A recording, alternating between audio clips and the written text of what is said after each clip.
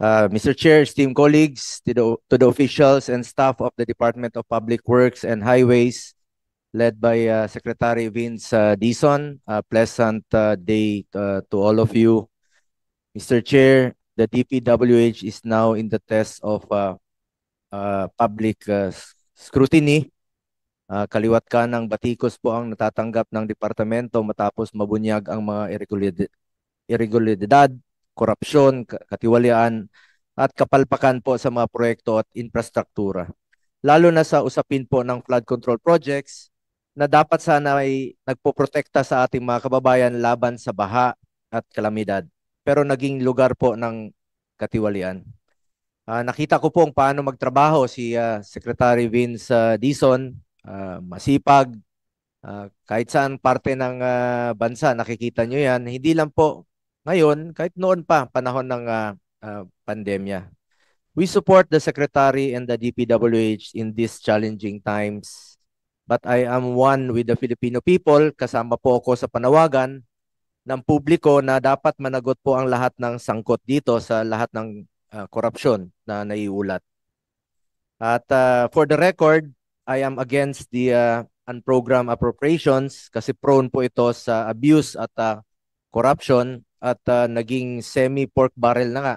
At I'm sure against rin po dito ang ating finance chair. Kung maaari ay tanggalin na po ito at nagiging ginagamit na po ito. Masyadong malawak yung pinanggagamitan nito. Okay lang sana gamitin sa HEA o sa pangsweldo. Pero po, pag naging abuso na po itong mga unprogrammed appropriations, ay hindi na po ako sang-ayon. Kaya I am against the unprogrammed appropriations. Those behind failed and ghost projects must face the consequences in pursuit of justice. Ginagawang gatasan ang mga proyekto ng gobyerno. Let us hold all those responsible for this mess accountable. Accountability must cut across all sectors, from contractors and implementers to proponents and legislators. Sec Vince, sa lahat po, I hope you are one with us, the Filipinos, in this crusade against corruption. Seek the truth only and do not rely on any script if there is any. Nakailang beses ka na pong napamura. Ilang beses nating nasubaybayan po ito, galit na galit ka. Pakiusap ko lang, ikulong mo talaga yung mga kurakot, yung totoong kurakot. Alam kong alam mo ang gaano katalamak po ang korupsyon ngayon. Hindi naman po perpekto yun, no? Yung panahon ni Pangulong Duterte, former President Duterte. Alam mo na gaano ka talamak yung korupsyon ngayon. Ikaw, panahon ni Pangulong Duterte, alam mo mismo, saksi ka pag galit si Pangulong Duterte kapag may korupsyon. At naging presidential assistant, advisor for flagship programs ka nung panahon niya. Hindi man perpekto, pero itong nangyayari po ngayon ay talagang talamak at galit po ang tao. Kaya pakiusap ko lang po, seek the truth. Katotohanan lamang po, not the script. Sec Vince, hindi po kita inuutusan at tinuturuan. Isa itong pakiusap at paalala lang po. Ang issue ngayon ay tungkol sa ghost, substandard, o anomalous flood control projects. Kung wala kang sinisino-sino o pinipili, kasuhan nyo po at ipakulong kaagad yung mga totoong mastermind. Yung totoong buhaya. Mag-focus po kayo sa mga magnanakaw at korap. Ikulong na yan, mga kurakot. Alam kong kilala mo sila. Di mo pa siguro mapangalanan, pero pakiusap ko po, tumbukin nyo po. Tumbukin nyo po. Huwag nang paligoy-ligoy pa. Tumbukin nyo yung sino may sala talaga rito. Tumbukin mo yung mastermind at huwag sanang ilihis yung issue. Totoo lamang po, the truth. Nakaantabay ang mga tao, naghihintay po ng resulta. Interes ng tao, interes ng Pilipino ang unahin natin na dito. Malaki po ang aking paniniwala na yan po ang iyong tatahaking landas. Alamin yung katotohanan, ikulong ang dapat ikulong ang mga corrupt.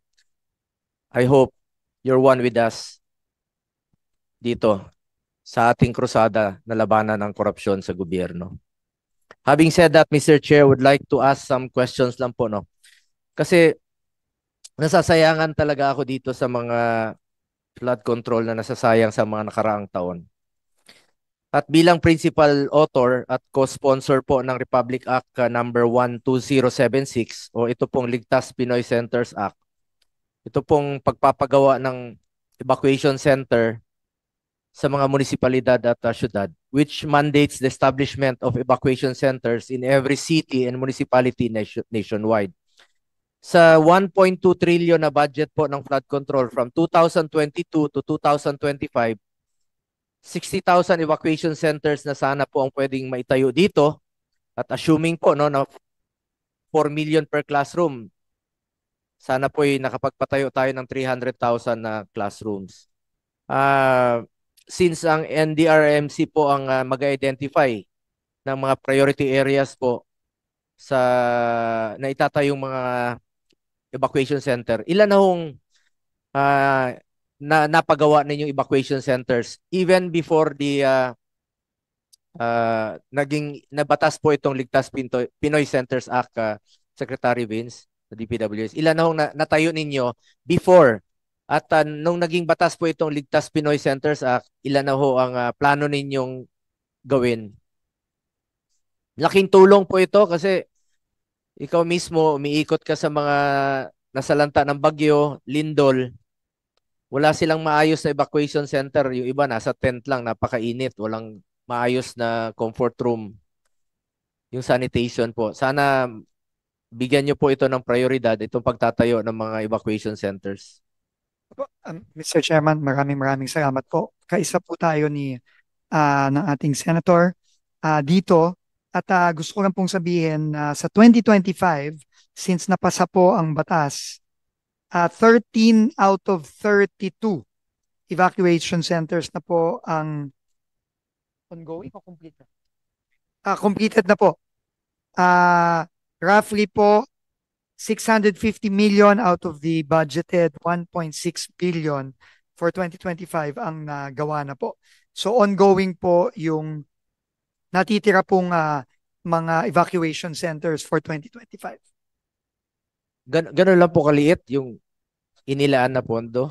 Pero naniniwala ka na malaking tulong po itong mga evacuation center. Opo. Lalong-lalo na po ngayon na panay bagyo, panay may mga sunog, pagbabaha. Nagagamit yung mga eskwelahan, nagagamit yung mga gym.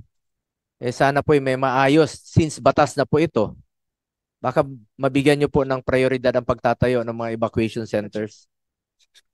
Opo, yun lang po ang inallocate for 2025. Ito po ang sinasabi sa akin ngayon. Essentially 100 million per region, kaya po 1.6 billion ang total. At yun nga po, 13 pa lang po out of the 32 ang nagagawa ngayong 2025. Roughly about 45%. Kaya po kailangan paspasan din po ito.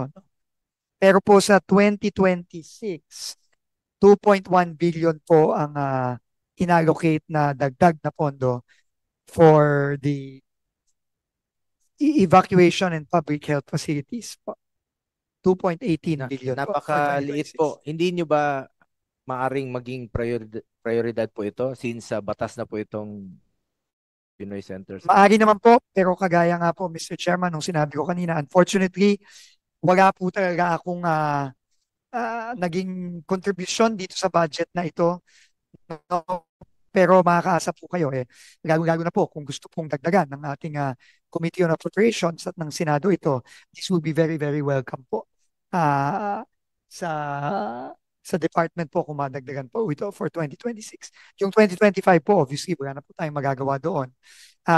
Ang gagawin na lang po natin is papaspasan po natin yung natitirang mga evacuation centers na ginagawa po.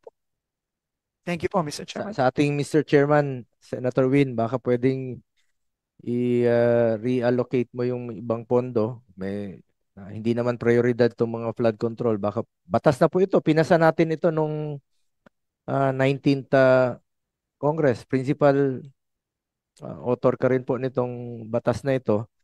At ito, mandatory na sana, pero hindi po nabibigyan ng pondo. Napakaliit po, 2 billion lang po ang inilaan for 2026. Am I correct, Mr. Secretary? Yes, Mr. Chairman. Opo.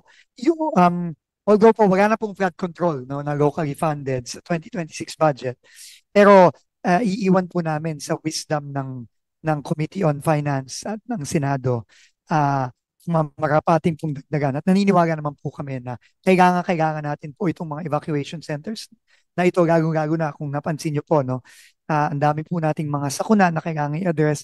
No less than the president po has been going around, and yun din po ang napapansin niya. Nabanggit rin po kanina, aside from evacuation center, ito pong health facilities, no? Sec Vince, dahil nasa GAA po, mandated po ang DPWH to implement health infrastructure projects exceeding 5 million. Kayo po nag-implement ng mga health facilities exceeding 5 million. Pag ito po ay kahit na nasa DOH po ito. Ito po kasing super health centers o ibang hospitals, napakahalaga po nito at maganda naman po ang layunin nitong super health centers na ilapit po natin ang serbisyo medical sa ating mga kababayan. Dahil remember, meron tayong more than 7,000 islands at yung iba po ay napakalayo sa access ng health facilities. Naging maganda po ang layunin nito at parati ko pong pinapaalala sa ating DOH na siguraduhin maging operational po ito at hindi maging white elephant.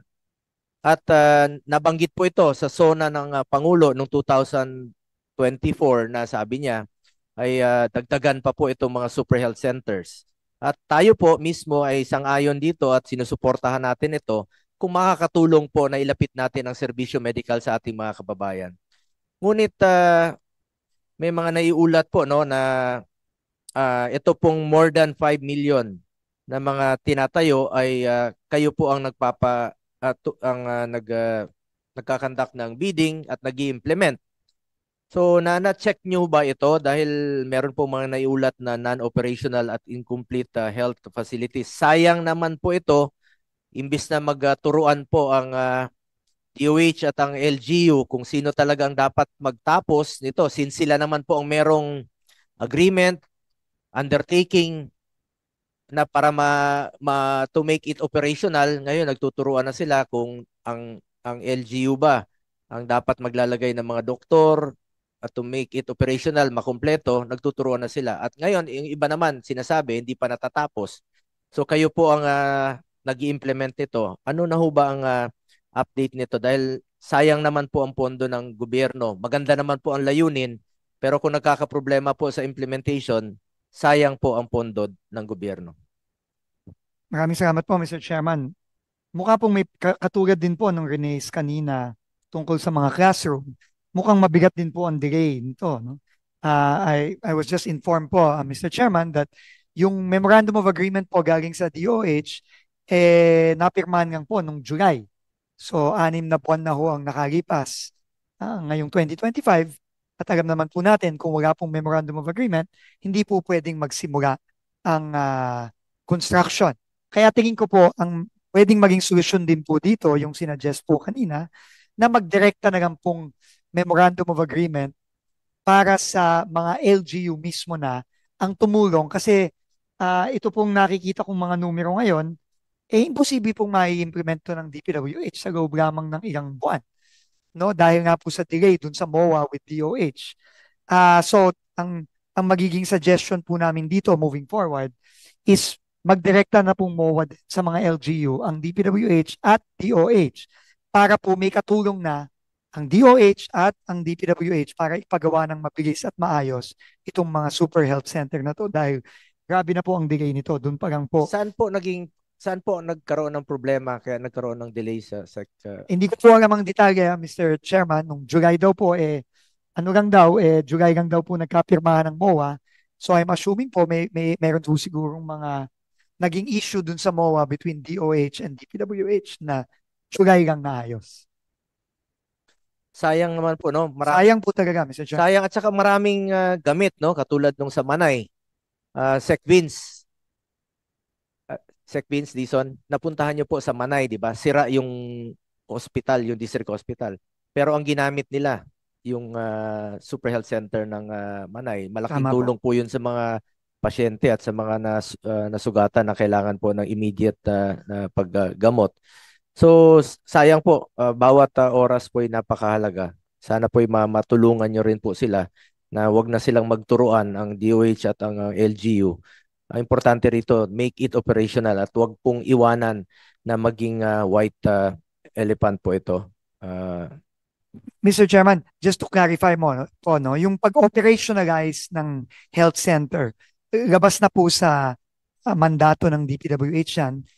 Pero yung pong pagpapagawa, tingin ko po ang magiging solusyon na lang natin dito para mapabilis is magmawa po tayo sa mga LGU para mapabilis. Tingin ko po, more than willing naman po ang ating mga mayors na tumulong dito. Salamat po, Mr. Chairman. Gustong-gusto po ng mga LGUs po yun. Dahil malaking tulong po yun sa kanila, lalong-lalo na po sa mga LGUs, mga munisipyo na walang district hospital. Yung iba po, napakalayo, 2 oras, 3 oras ang biyahe. Yung mga buntis na nanganganak na lang po sa tricycle o sa bangka. Island, totoo po yun. May tapos na Super Health Center dyan po sa Tingloy, Batangas. 1 oras po ang biyahe pag tumawid ka. Ngayon, gamit na gamit nila yung mga buntis, doon na po nanganganak, may pharmacy na sila. So ito po yung maganda po ang layunin nito Super Health Center. Ang importante lang dito, trabaho lang po ang mga concerned offices na and make it operational, magtulungan, bigyan ng tao, bigyan ng mga medical workers at wag pong iwanan na maging white elephant. Yun lang po ang pakiusap ko sa DPWH, tulungan niyo po. At bilang chairperson po ng Committee on Sports, I hope that DPWH could also consider, sana naman po ma-repair niyo rin po at mabigyan ng prioridad ang mga sports facilities natin. Kesa naman po mapunta dyan sa flood control na walang katao-tao nga. Ito, gamit na gamit po itong mga sports facilities. Kulang pa nga, no? At isa tayo sa nagsulong ng repair ng RMC, Rizal Memorial Complex at ang Field Sports Complex na mismo na nakalaro kami doon ni Senator Joel Villanueva na nagkaroon ng tulo nung nag-championship tayo doon sa Senate Sentinels. Oh, yung Field Sports po nung naglaro kami, sayang naman po yung mga pasilidad na kahit matagal na, baka mabigyan nyo po ng prioridad o yung mga dormitoryo ng mga athletes natin. Hindi lang naman po ang kailangan nila ay financial assistance, kundi moral support, mga equipment. Wala na silang dapat isipin pa, kundi maglaro na lang at nakafocus sa kanilang competition. Lalo-lalo na po yung mga national athletes natin. Baka po pwede nyong mabigyan rin po ng prioridad kasi ang PSC, Philippine Sports Commission, is planning to establish regional sports center in various parts of the country. Meron na ho bang coordination ang PSC sa inyo na sana po mabigyan rin po sila ng prioridad?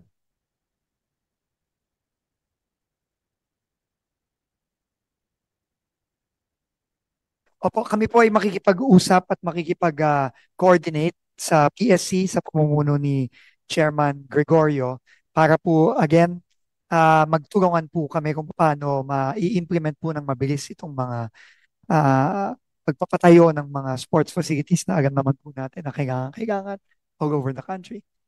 Thank you po, Mr. Chairman. Salamat. Lastly, I would like to raise the seeming yung inequitable regional allocation of DPWH projects. Napapansin ko po yun kung saan po nangangailangan ng infrastruktura, doon po kakonti ang budget kumpara sa ibang developed areas po. May we know the regional allocation of DPWH budget? Anong rehiyon po ang magkakaroon ng mababang allocation? At maalala ko noon, Sec Vince, nung panahon po ni former President Duterte, pinagbili niya noon, pagka 2016, sabi niya, gusto ko pantay-pantay lahat. Kahit na taga Mindanao siya, gusto niya Luzon, Visayas, Mindanao, pantay-pantay. At nabanggit niyo po yung Panggil Bay Bridge na tapos na, no? Sa Osamis. It was yung kontrata noon, it was started during President Aquino's time. At nagkaroon po ng parang nagka-problema po yung governor doon. Sabi niya baka ayaw na pong ipagpatuloy ni then President Duterte noong 2016. Dahil unang-una talo siya doon sa Misamis sa Occidental.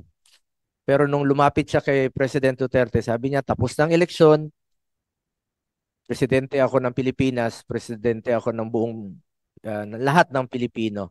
Sabi niya ipagpatuloy yan at wala akong pinipili. At ngayon po, napakinabangan na, tapos na sa panahon ni President Marcos, napapakinabangan ng ating mga kababayan from 10 minutes, from 3 hours, naging 10 minutes na lang po yung pagtatawid from Osamis going to Lanao del Norte. At ako mismo pumunta po doon. Nakita lang natin, ikaw saksi ka niya na pantay-pantay talaga yung pagtrato niya at gusto niya noon lahat ng lahat Luzon, Visayas, Mindanao ay makikinabang at sa lahat ng rehiyon at makikinabang. Sana po'y walang mahuhuli dito sa inyong magiging prioridad. Wag pong mahuli ang Mindanao, wag pong mahuli ang Visayas, and of course, wag po mahuli ang Luzon, lalong-lalo na po doon sa mga prone sa disaster na mga areas po. Kesa naman po nasasayang yung pondo ng bayan sa mga flood controls, mga ghost projects, baka bigyan nyo po ng prioridad. Talagang mapapakinabangan ng ating mga kababayan na proyekto. Yung gamit na gamit po talaga. Sana yan po ang magiging focus ninyo ngayon in the next 2 years po ng administration ni Pangulong Marcos. Walang masayang na pondo, gaya ng sinabi ni Senator Bam kanina. Tanggalin yung mga taba dyan. Dapat po kung ano yung kailangan lang talaga sa proyekto at bigyan ng prioridad yung gamit na gamit ng Pilipino po. Yan lang po ang pakiusap ko sa inyo. Sumusuporta naman po ako parati sa DPWH at with you at the helm of the department. Sana po mapatuloy mo ang reforma. Please, please lang po, pakiusap ko lang. Pakiusap to please implement genuine reforms and eliminate the systemic corruption in the department. Ayusin niyo po yung sistema. Nakatutok po rito ang Pilipino sa inyo sa susunod na mga taon po. Maraming salamat po, Mr. Chair. Thank you, Senator Bongo. Do you want to Mr. Chairman, respond? Yes. opo, unang-una po yung regional breakdown, isasubmit po namin yan, kagaya na rin nung isasubmit po natin na breakdown per legislative district. At last na lang po siguro is ang prinsipyo nga po at paniniwala ng ating Pangulong Bongbong Marcos is ang mga proyekto po na makakabuti sa ating mga kababayan, yan po dapat ang i-prioritize at bilisan. No, kagaya nga po itong Pangil Bay Bridge, ito po ay 3 administrasyon na po ang pinagdaanan nito at ngayon po tapos na po sa termino ni Pangulong Marcos at makakaasa po ang ating committee, ang ating mga kababayan na tuloy-tuloy po ang gagawin natin dyan ayon na rin sa direktiba ng Pangulo at yung mga reforma po. Sabi ko nga po kanina, tayo po ay nung kinausap po tayo ni Pangulo, sabi niya, hindi kita ilalagay dyan para depensahan ang DPWH. Ginagagay kita dyan para baguhin at reformahin ang DPWH. At yun po ang gagawin natin alinsunod sa direktiba ng Pangulo. Maraming salamat po, Mr. Chairman. Senator, maraming salamat po. Thank you, Senator. Thank you, Secretary Vince Dizon.